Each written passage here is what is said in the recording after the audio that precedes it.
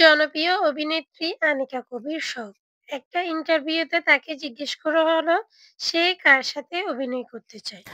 আমার ফিল্মের জন্য ডেফিনেটলি আমি সাকিব খানকে চাবো, কারণ সাকিব ভাই সুপারস্টার, অ্যান্ড তার সাথে যেহেতু আমার একটা একটা বার স্ক্রিন শেয়ার করা হয়েছে, অডিয়েন্স অনেক পছন্দও করেছে, আমার মনে হয় যে এইবারও পছন্দ করবে in a different way.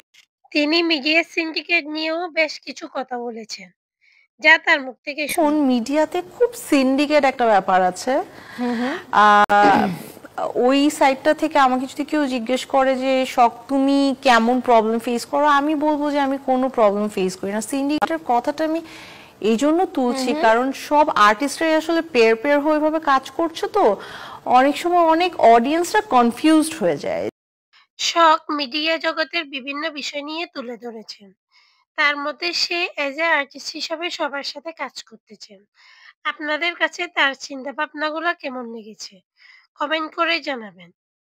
R next time কাকে নিয়ে ভিডিও চাচ্ছেন জানাবেন।